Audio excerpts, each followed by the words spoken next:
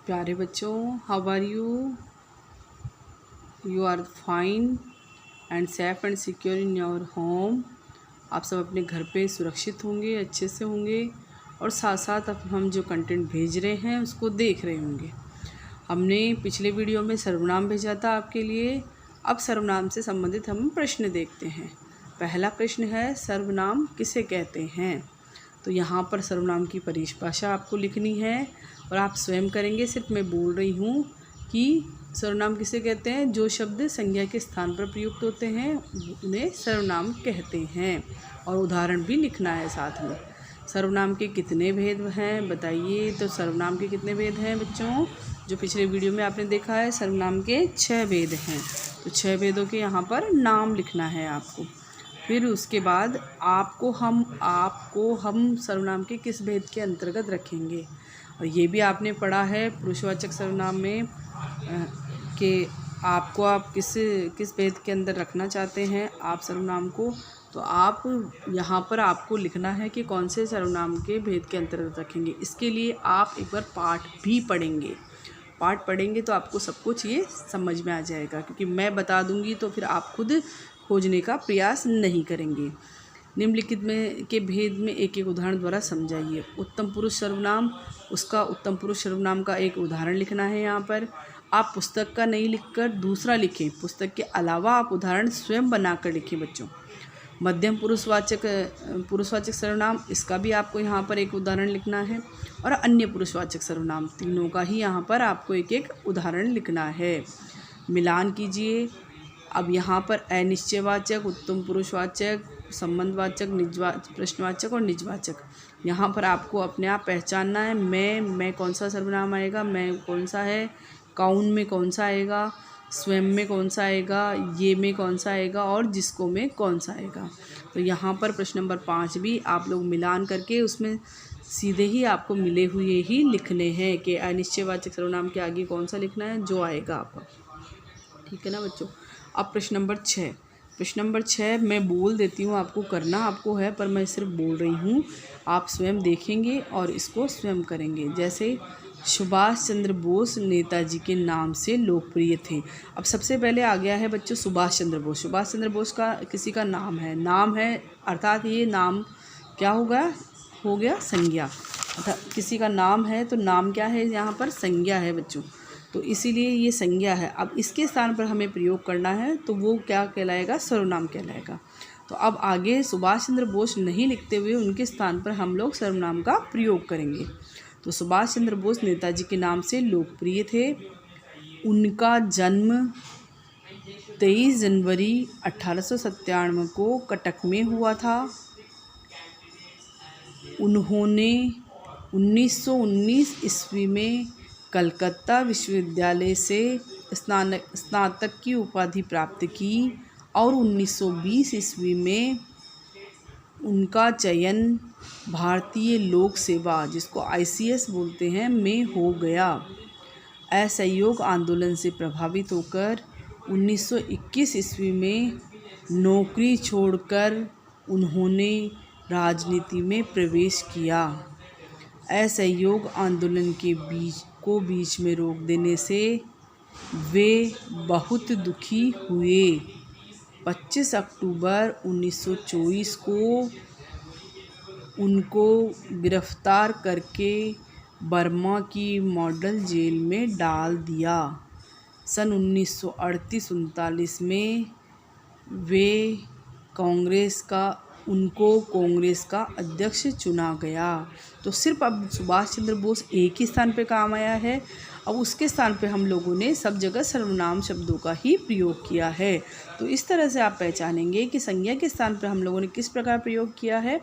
इस तरह से हमने प्रयोग किया है। तो ये सर्वनाम है। ये आपको ये गद्यांश भी आपकी कॉपी में लिखना है और इसी तरह से प्रयोग करते हुए लिखना है। प्रश्न नंबर 7 देखिए बच्चों। वाक्यों में उचित सर्वनाम शब्द लिखिए और भेद बताइए।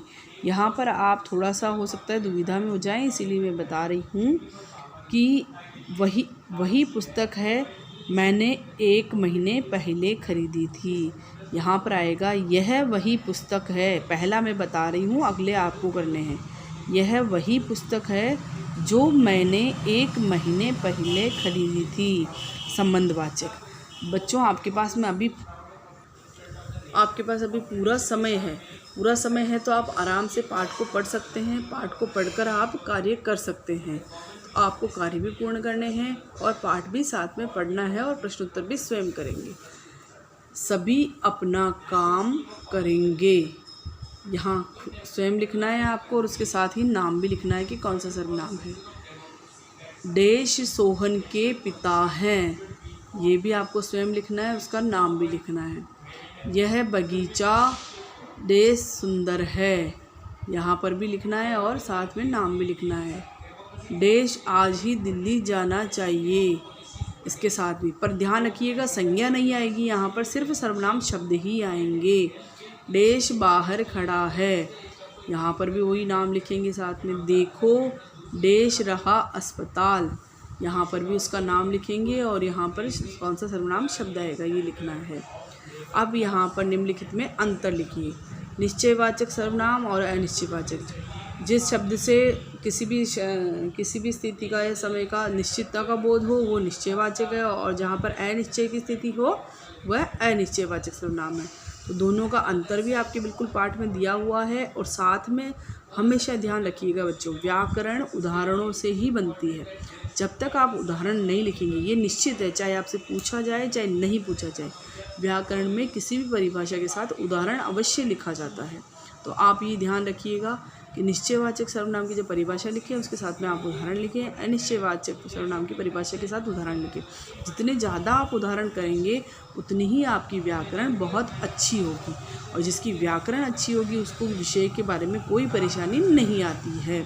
तो ये प्रश्न नंबर 8 तक आपको करना है, और मुझे आशा है कि आप लोग ज़रूर आप मेरा काम कर रहे होंगे जो मैं दे रही हूँ। अब ये खेल खेल में भी आप स्वयं करने हैं। प्रश्नवाचक सर्वनाम तथा प्रश्नवाचक वाक्य में अंतर होता है, आप खेलते खेलते आपको स्वयं करना है।